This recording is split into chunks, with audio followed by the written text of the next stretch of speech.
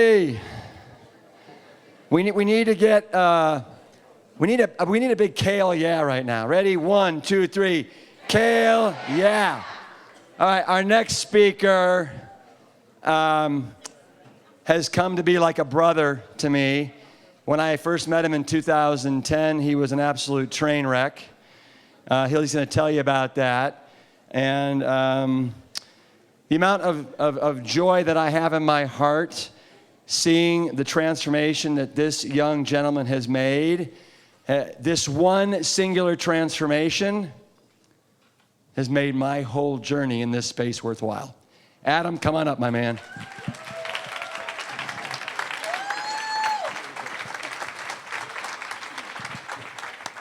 So, is this on? Okay. So, hi everyone. My name is Adam Sudd, and I'm going to tell you about my journey from pills to plants. And you could also say that it's a journey from shame to love. And it starts in the beginning. This is my family. I'm a 7th generation Texas Jew. This is my mom and my dad, my twin brother, and my little sister Jewel. Now, growing up, I had a great childhood, I did. But there were some things that profoundly affected me when I was a kid, and one was my relationship to food. With all the best intentions in the world, I was criticized a good amount for wanting to eat bad foods. And I thought, well, there must be something inherently broken in me.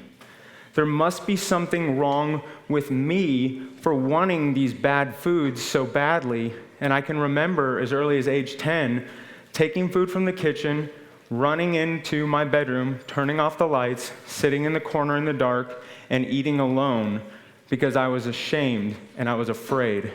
I was afraid that I knew there was something broken in me, and if anyone else saw it, they would know I was broken too.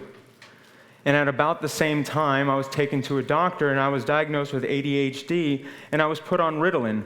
And now I had a doctor who was telling me, Adam, there's something about you that doesn't work right, something that's broken, and something that the rest of the world doesn't agree with. But as long as you take this pill, no one's ever going to know. And I believe from that point on, when I felt there was something about me that I didn't like, or I saw something about myself that others didn't like, or that the world didn't agree with, I was going to look for an outside substance to fix what I thought was broken in me. Now, in high school, Ritalin became Adderall. We moved to Austin right before I started high school, so I didn't have a lot of friends. I was a little overweight. I was slow to start puberty. And I can remember one night I was getting ready to go to a party, and a friend of mine called me and said, hey, Adam, don't you take Adderall? I said, yeah, I take Adderall. Well, can you bring some to the party? Because if you take a bunch of it, like you have all this energy and you stay up all night and it's loads of fun. Yeah, sure. Anything to make a friend, right? And I can remember the first time I took Adderall as a recreational drug. Boom, I was hooked. Not to the substance, but to what it did for me. I believed that that pill was magically fixing everything that was broken in me and making the person I thought I was supposed to be. Adderall is amphetamine, so guess what? I didn't want to eat. It gave me boundless energy. I was the life of the party. I was making friends. I've always struggled with my relationship with my dad. I believed I was never enough of the person he wanted me to be. My dad is very much a type A personality. I wasn't. But when I'm on Adderall, I act as if I was. So I believe the more of this that I took, the more of the person I was supposed to be, I was able to become. And hey, let's face it, it worked for me in high school. I had loads of friends. I lost the weight. I got a scholarship to the college that I wanted to go to. But in college, things took a turn because I started to need more and more of the drug. And that need for the drug became the most important thing in my life. How much do I have? How long is that going to last? Where am I going to get more? How much is that going to cost? These were the questions that mattered most to me in my life. Not, what are my classes like? What are my friends doing? What's going on with my family? What is going on outside of school? These things became less and less important as the drug became more and more and more overwhelming, to the point where when I was a sophomore, I dropped out of college and I moved back to Austin. And the reason I did it was because that's where my dealers and doctors were that I knew I could get the drug from. I came home, I started doctor shopping, I started forging prescriptions I started buying and selling drugs on the street. I would scam and steal from anybody I could in order to get what I needed. I was treating my family like absolute garbage. The only time I would interact with them was to get money or things from them, or to simply blame and shame them for everything that was wrong in my life. I also developed a secondary addiction to fast food, became increasingly depressed and isolated, and started living like a hoarder. There's a quote, "Nothing records the effects of a sad life so graphically as the human body." I want to introduce you to somebody. This was me at nearly 350 pounds. When I say I'm a fast food addict, my day would start with 4 breakfast tacos. Then lunch was 2 supersized double quarter pounder meals from McDonald's, followed by an extra large honey barbecue chicken strip sandwich meal from Whataburger. For dinner, an extra large pizza from Papa John's with beef on top with a side of the chicken strips with honey mustard dipping sauce. Then another trip to McDonald's for another quarter pounder. Then at around 3 in the morning, I go back to Whataburger for 3 of their breakfast on a bun sandwiches with sausage. During the day, I drink anywhere from 15 to 20 sodas. When I say I was a drug addict, the average dose of Adderall prescribed to someone is 20 milligrams. I was doing 450 milligrams in a 24-hour period. I would do this for 6 days straight. I wouldn't sleep. By day 5, I would enter a drug-induced psychosis that would require me to pop painkillers in order to come down and finally fall asleep. It was at this miserable time in my life that one of the people who I consistently treated like garbage came to me, my dad, and said, "Adam, Whole Foods Market has just partnered with this crazy plant-eating guy named Rip Esselstyn, and they've created what's called the Engine to Immersion, and I think it can help you. Will you please go?" And I'm going to be honest, the only reason I went was because I knew if I said yes to my dad, he would keep giving me money. I went to the immersion. I was a drug addict. I brought drugs, and I was using drugs all day, every day at the immersion. Rip, I know I say this every time, but I'm so sorry for that. But I listened to everything that was being said. I went to every lecture, and it made sense.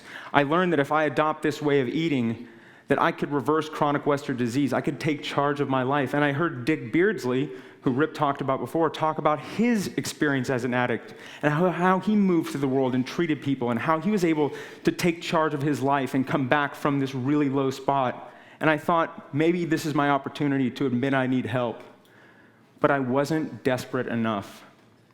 Until about a year later, I had been battling suicidal thoughts for probably 6 months. I would routinely stand in front of the mirror and I would take off my shirt. And I'd stare at my body, all the stretch marks and the rashes because I wasn't showering or brushing my teeth for months at a time. I'd look at myself in the mirror and I would just start beating myself as hard as I could, over and over and over again. And I'd look in the mirror and I'd say to myself, "I hate you, you're worthless," until I collapsed on the floor, swollen red, crying because I know that no matter how hard I hit, I was never going to win that battle. I have a twin brother who I mentioned, who I'm incredibly close with, and I can remember when things were really tough for me, I said, "Bobby, you're the most important person in the world to me, and no matter how bad things get, I'm never going to commit suicide because I will never let you live your life without me, because I know I can never live mine without you." But on August 21st of 2012, in this apartment, I'm 30 years old, I already have erectile dysfunction, I'm sitting on my couch, and I say, "Adam, nothing is ever going to get any better. You better spare yourself and everyone you love the misery that you're causing." And I attempted suicide by overdose. I grabbed a handful of pills, I swallowed them, I immediately panicked, I stood up, passed out, and fell face forward on the ground. There I am, 30 years old, in a puddle of vomit, in a pile of fast food garbage, surrounded by empty pill bottles, dying at the age of 30 from a life of self-abuse, self-hatred, and denial. I somehow regained consciousness, and I had a very surreal moment where I knew that if I didn't radically change my life, my parents were going to spend every day of the rest of their lives asking themselves, why our son needed to eat and drug himself to death. What did we do wrong? And I picked up the phone and I called my parents, who, believe me, guys, some of the things I've said to them, I cannot and never will mention because it was that horrible. I picked up the phone, I called them, and I said 3 words. I said, I need help. And without question or judgment, their response was, Adam, that's all we want to give you. And 2 weeks later, I checked into rehab, where within 48 hours, I was diagnosed with type 2 diabetes, high blood pressure, high cholesterol, erectile dysfunction, bipolar disorder, suicidal depression, anxiety disorder, sleep disorder, and attention deficit disorder. I was put on a cabinet's worth of medication, and I've never been so humiliated and disgusted with myself in my life. I thought I knew what I had in front of me to deal with, and that idea had just been shattered. And I ran back to my dorm room, and I picked up the phone, and I called my parents, and I said, I'm done. I can't deal with this. I thought all I had to do was get sober and get off the drugs. Now I find out I'm a diabetic. I have heart disease. I have all these problems. I can't deal with this. I'm leaving. I'm done. And they said to me, Adam, let's just say that you have heart disease, okay? Let's just say that you have, diabetes and all these other things. You learned, Engine 2 taught you that this is all reversible. If there is something about your life that you don't like and you can do something about it, you don't have a problem. And in that moment, they helped me understand that if I'm the problem, I get to be the solution. I have to wait for no one or nothing to start changing my life. I left rehab and continued my recovery in a sober living facility where there I decided I was going to transition my diet and try to take charge of my health. And I got up every single morning angry as all hell because I was faced with this question where I know exactly what to do to be healthy and restore my life, and yet I don't want to do it. Why is this simply not a matter of intellect and will? Why can I not know what to do, have the tools to do it, and then just do it? Why is this so hard? And then I read a book by Doug Lisle and Alan Goldhammer called The Pleasure Trap that helped me understand that there is actually a biological mechanism at play that compels me to continue to reach for these foods that were so destructive because they cause a biological response that makes me feel like I need to keep doing it. But I believe what this book really taught me is the invariable truth to all lifestyle change and recovery. That if I want to change my life, I simply have to be comfortable being uncomfortable. That if I can do this long enough, eventually it wouldn't be a chore. If I can do this long enough, eventually one day I'm going to get up and I'm going to look forward to my new life. But first I had to identify why I was willing to be comfortable being uncomfortable. And I'm telling you right now, it is not my obesity, it was not my drug addiction, it was not my suicide attempt. I was obese. Okay, great. I was obese. Of course I don't want to be obese. I had diabetes. Great, I have diabetes. Of course I don't want to have diabetes. I don't want to die. Of course I don't want to die. Why not? What was it about my life that I loved enough that I was willing to be comfortable being uncomfortable? I made a decision that I was not going to hate my way out of a bad situation because I've always hated my way into very destructive lifestyles. The only thing I was going to be able to do was to love myself into a positive situation. This was never about removing destructive, but bringing in positive. Within 3 months, my blood sugar went from 390 to 70. I stopped taking the meds without talking to my doctor, which I don't recommend anyone doing. And I can remember going to my endocrinologist. This was about month 6, and we had a meeting, and we talked about some things, and he said to me, Adam, you no longer have diabetes. And I stood up and said, well, doctor, I guess I no longer need your services. And I walked out. I walked out feeling something that I hadn't felt in a long time, self-worth. Because self-worth made me feel like I was worth saving. I learned that when I get up and I prepare a meal on a plate that is about health and wellness, that makes me a healthier version of myself today than I was the day before, that is an act of self-care. That's an act of self-love. For me, that was me saying that I'm choosing today to recover. For me, it was an affirmation of sobriety. And over the course of the next 10 months, I lost over 100 pounds, and within 1 year, I was off of every single medication I was put on in rehab, including the antidepressants, the mood stabilizers, the sleeping medication, the anxiety medication, the ADHD medication.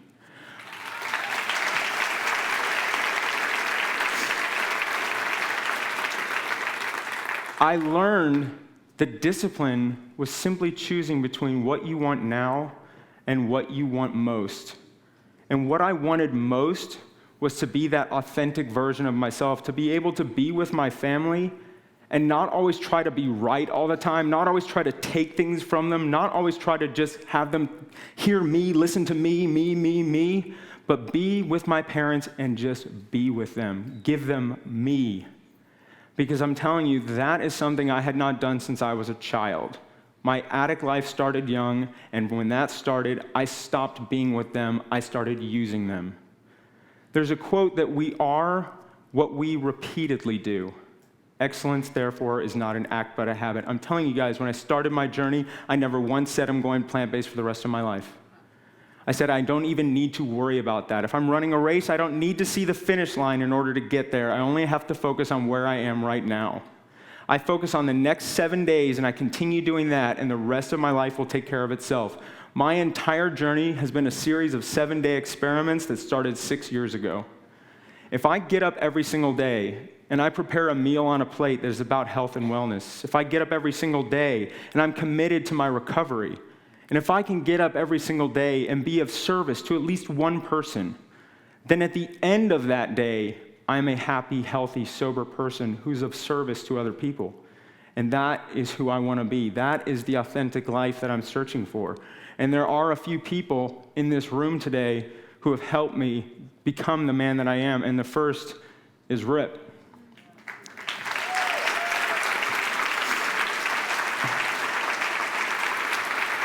Rip,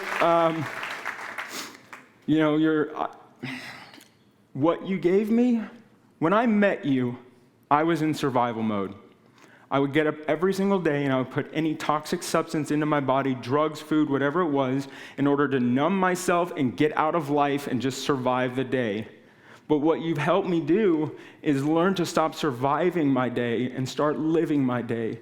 And when I am able to live my days, my life has become a very beautiful thing, Rip, and it's very much because of you. Thank you very much.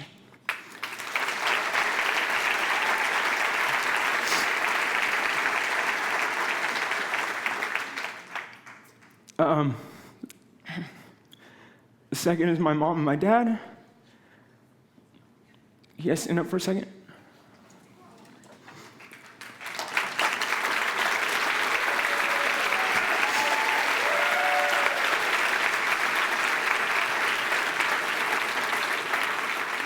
I need you guys to hear this. You are not responsible or to blame for my drug addiction, for my depression, for my diabetes, for my suicide attempt. None of that was your fault. You have no responsibility for it. But what you are 100% responsible for is being the heroes that I needed you to be so that I could save my own life. This photo was taken by my mom as she and my dad walked me into rehab. And this photo was taken by my mom as she watched my dad and I run a race in Austin 3 years later.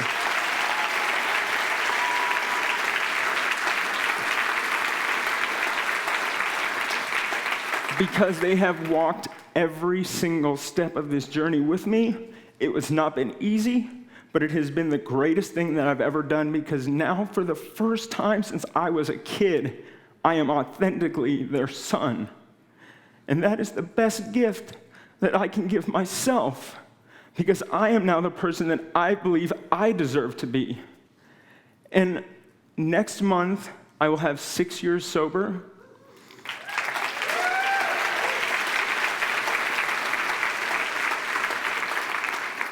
There's a few things that I know that I've learned for sure over the last 6 years. One, I am not now, nor have I ever been broken. The reason why I weighed 350 pounds, I had diabetes. I was dependent on drugs. And I hated my life to the point to where I wanted to end my life, was because that is exactly what is supposed to happen when you consume 5,000 to 10,000 calories of fast food a day and take 450 milligrams of Adderall. My body was doing exactly what it was supposed to do. There has never been anything wrong with who I am. I am not broken. The second thing is that I have only ever had 2 problems in life. I didn't know how to live as a healthy emotional or physical person. Everything else was a symptom of those 2 things. Once I accepted that I don't know how to live as a healthy physical or emotional person, and accepted that I also don't know any other way to do it, I was finally able to break open and say, I'm done. I don't know what I'm doing. I want to listen to anyone who's willing to help me. And I could take in their information, and I could use what worked, and I could find out what didn't work, and I could make change. When I stopped trying to be right all the time, I was able to learn more about myself than I've ever learned before. And I believe that ever since that moment, my life has gotten better. The second is gratitude. Gratitude before all things. I am so grateful forever having been overweight, forever having diabetes, forever being a drug addict, and forever attempting suicide. Because of those things, I have learned what a precious gift this life is. It has helped me become the person I am today. It has helped me understand what an amazingly beautiful thing it is to be connected to other people in the world around you. My life was that big. It lived inside a filthy, hoarders-like apartment with nobody around, not because they weren't trying to be, but because I simply wouldn't let anyone near me. I was miserable, and it was small and painful and miserable. My life today is bigger than anything I could have ever imagined. I'm at plant stock, y'all.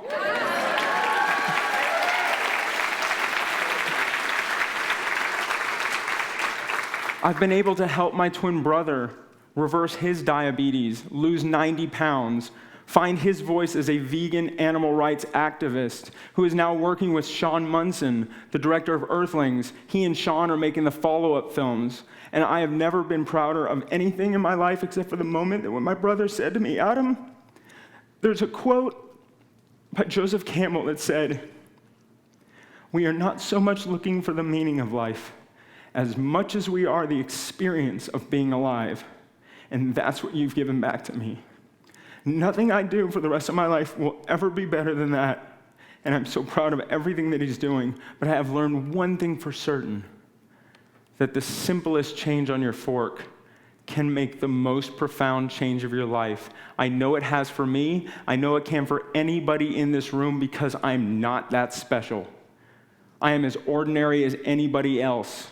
I realize that there is no can't in myself and there's no can't in anybody here. The only reason I've been able to do what I've done is because I woke up one day and I told myself my life can be better and I want it to be.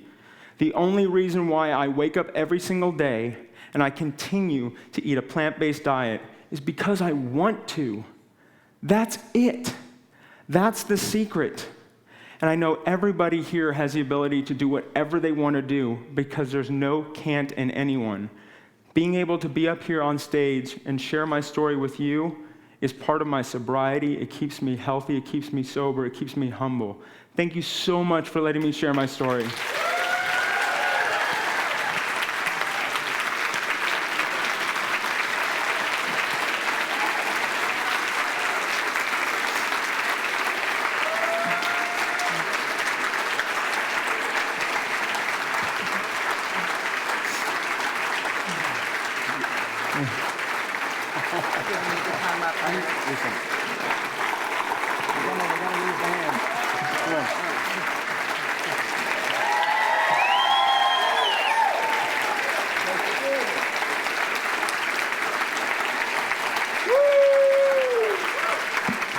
Thank you. Adam will be in the tent. Adam will be in the tent. What? Right outside you. Adam will be right outside here if anybody wants to talk to Adam. 10 minutes and we're back with Nina and Randa Nelson, the Clear Skin Diet. Woohoo!